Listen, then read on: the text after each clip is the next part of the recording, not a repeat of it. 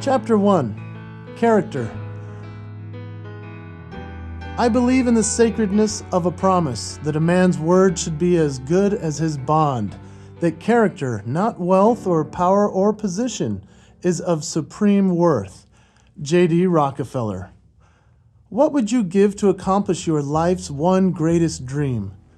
What if it meant spending your entire life working toward that accomplishment, then suddenly, staring you in the face, is the realization of that dream, that huge promise you once made to yourself to prove everyone wrong and make something of your talent?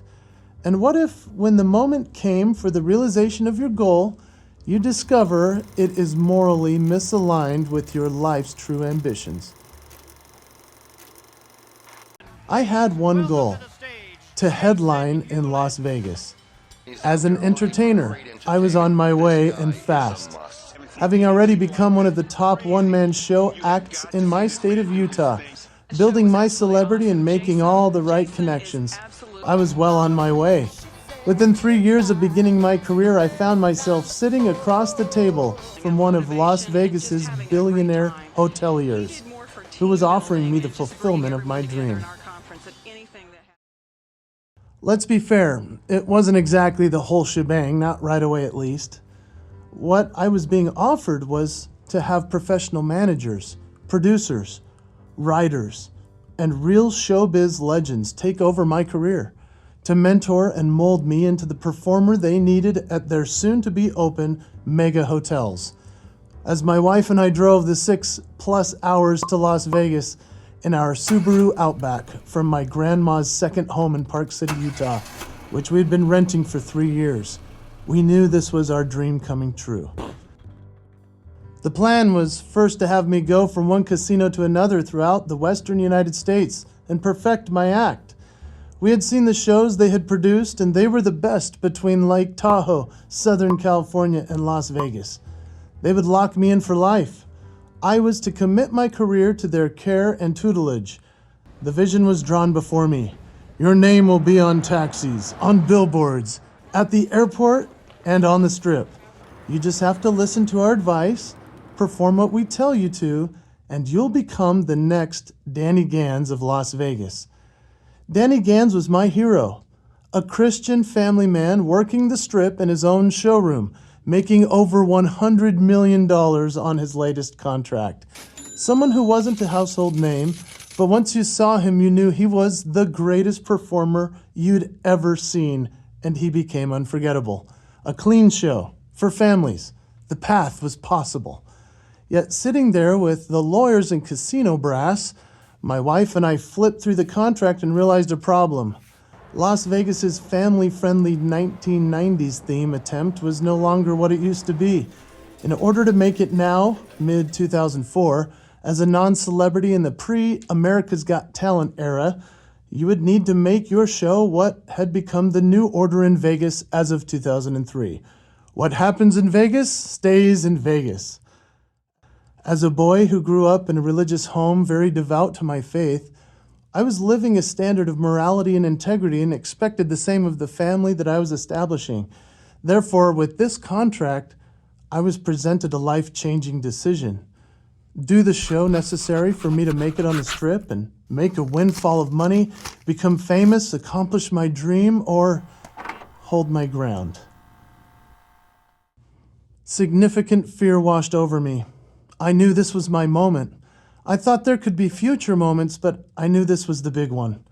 This would be the ultimate culmination of everyone telling me throughout my entire life that all of my dreams and goals were unreachable, unattainable, and I would finally be able to tell them where to go. This was the dream, the Vegas dream, that I had envisioned and worked for, and that would set us up for life. I was ecstatic for the change our lives would experience. I knew we would succeed and I would become world famous at such a young age and stage in my career. I knew my wife could quit her job. We would be secure and my performing aspirations would be realized. No more worrying about the next opportunity, if a check might clear, how I would feed my family. No more answering the doubts and questions of every single person as I had for years already regarding my validity, the justification for my hopes. I could just point at a billboard and tell them, yes, things have worked out. Tickets are only $100 per person if you'd like to come, but good luck getting a ticket. It's sold out every night. Boom! This is how I felt. Pure validation, vindication, victory.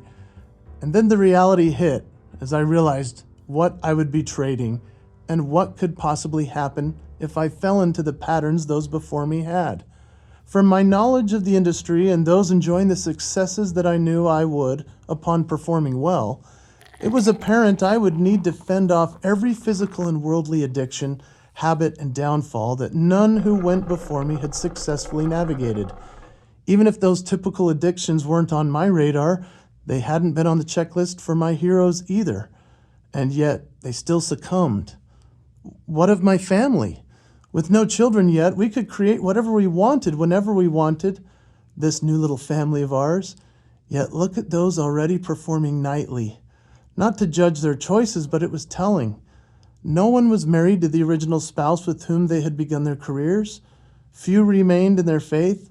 If the entertainers themselves hadn't fallen into drugs, gambling, and adulterating, their children had grown up with too many luxuries and were ruined for life. The import of the decision for me was mighty. My wife and I discussed every scenario, excited and fearful, willing and able, yet cautious and worried. Let's pause for a moment. What would you do? Imagine your in-laws still think your marbles are missing. They love you but are fearful about whether you're going to make it. A legitimate concern. Imagine that your pipe dream career isn't to be and you will eventually be getting a real job.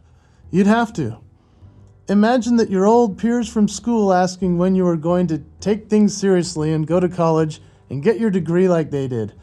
How about your neighbors and church members asking when you're going to make something of yourself and just keep this hobby thing going as a side deal? Imagine that your family is still living paycheck to paycheck because you're doing one-off jobs and gigs that are offered on a very inconsistent basis, although you can feel there's momentum in your new career. Now imagine you have very little income, no health insurance, no home, are renting your grandma's house, and have very few supporters who believe you can make it. And you are sitting in a room with a bunch of Las Vegas producers, managers, and a hotel billionaire who actually believes you can make it. Writing this now, 15 years after the choice was made, I often wonder what my life would look like had we signed the contract. Would we be in the same home? Would we still have our family? Would I be hoping for an upgrade to first class for my next flight? Would I have to cash out a 401k just because I had a down year? Probably not on all counts. Yet, when you or I are in the heat of the moment, with a decision to be made, how can you play Monday morning quarterback? Impossible. Unless you have made a promise. A promise that is unbreakable, non-negotiable, no matter what. The promise for me goes back to high school and the most humiliating moment of my someday hopeful career. It was the summer before my senior year of high school. I was so excited. Having been elected student body president, maintained an honor roll grade point average after repeating 9th grade, and received a scholarship offer to my dream school for basketball. I'm not sure I could have been much more on top of the world, but having discovered I was into singing and dancing at this late date as well, my game plan was changing. Basketball had been my focus, but after learning what my voice could do as a singer and how my body could express art as a dancer, my life was shifting quickly, from athlete on the court to vocal athletics on a stage. I spent a majority of that summer dancing and singing to my favorite musician's artistry. It was the mid-1990s, and I was a Michael Jackson fanatic.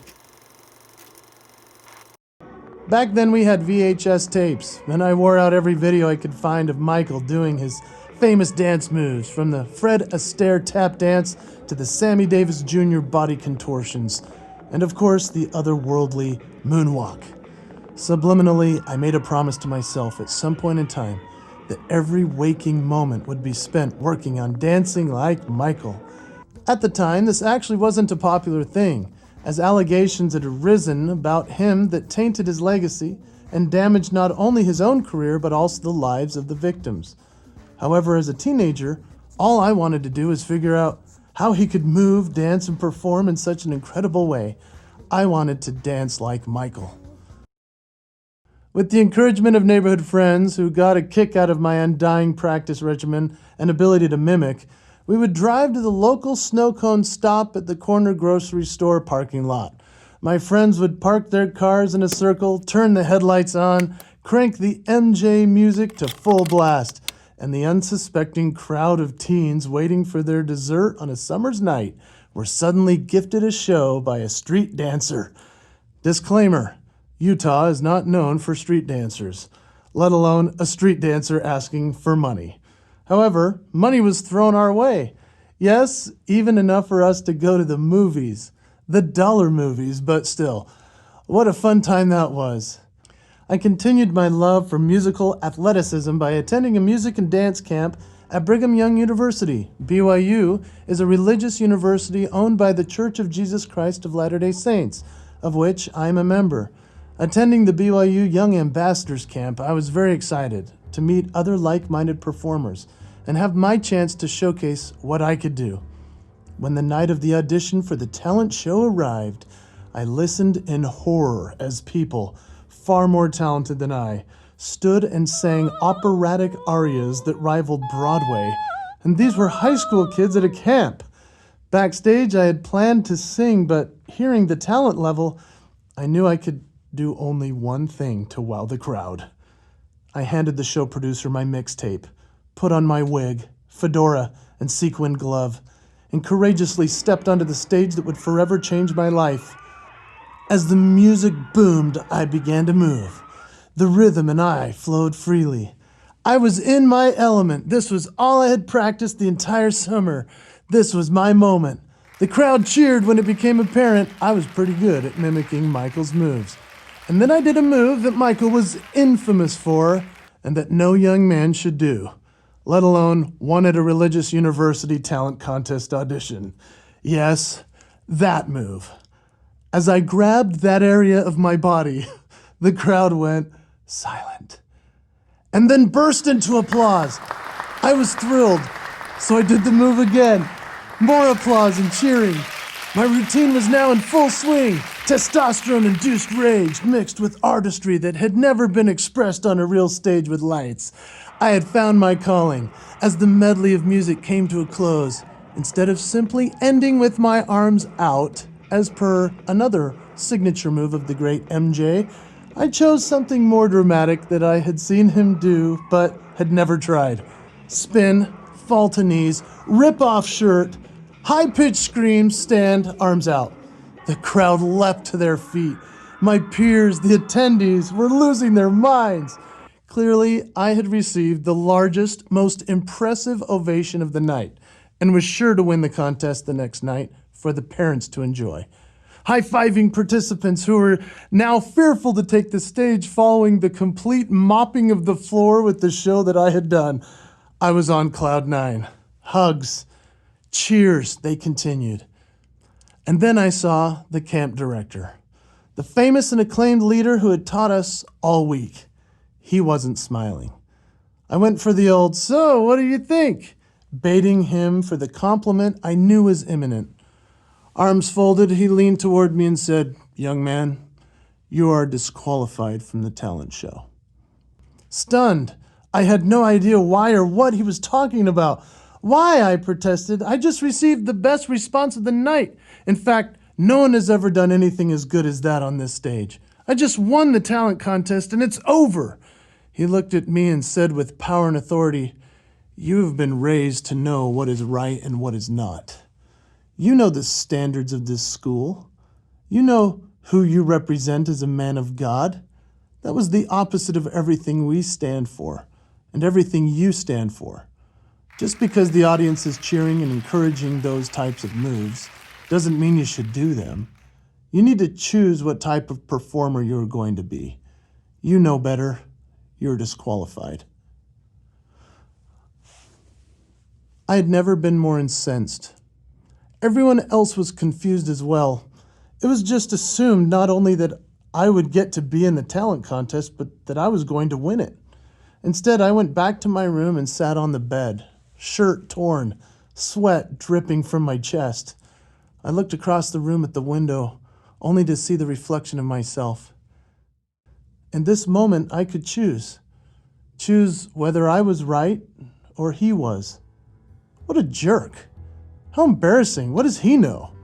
And I sat there, sulking, sad for myself, cheated, and then reflective, contemplative, and quite rapidly it was confirmed in my heart.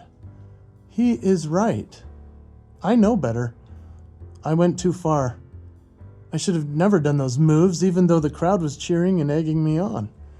My parents had asked me not to do those moves when they had caught glimpses of my practicing. My friends had suggested I may want to strike them from the routine, but I wanted the performance to be authentic and incredible. And I made the choice to go for it at that event, and they loved it. And yet, I actually knew better. Removing my shoes, setting my glasses, hat, wig, and glove on the floor, I reflected on my dream, concerned that I would be shackled my whole life with rules, commandments, and governance of some standard of living that felt completely unreasonable. But as I thought about it, I realized maybe those guidelines actually were the best for me to live by and fully commit to. And right then and there, I made a promise to myself, to the universe, to God, and to my own art, that I would never purposefully cross that line again on stage, and that my every move, word, and action would be appropriate for families to enjoy together. As I write this now, almost 25 years later, it brings tears to my eyes to think that was the very moment that defined my career. It was the first of many promises I made to myself, a non-negotiable, something far beyond a mere goal. It was the reason for every choice I've since made, every opportunity turned away, and the reason most people have never heard of me.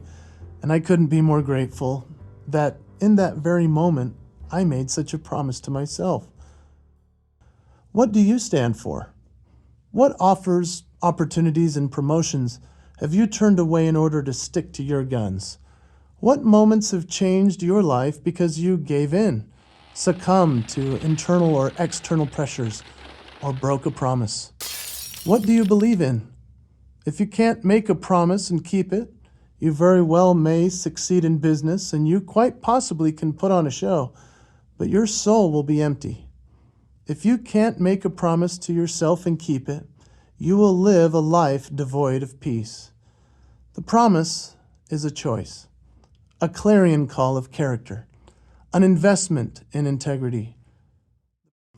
Let's conclude where we left off, the Las Vegas choice. Did I make the choice when I was faced with the opportunity in Las Vegas?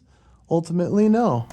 It had been made a decade earlier, alone, as a teen, in despair at the edge of my bed, following my performance in a Michael Jackson outfit, and then a firm resolve. It was perhaps a rite of passage, a ritualistic awakening of my heart. And when you go through something so profound and even traumatic, it forges the person you will become and the decisions you make from then on. As a young boy, I made a promise to myself that wouldn't be broken.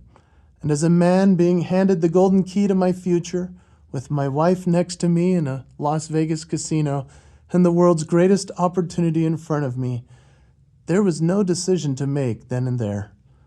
I already knew the answer.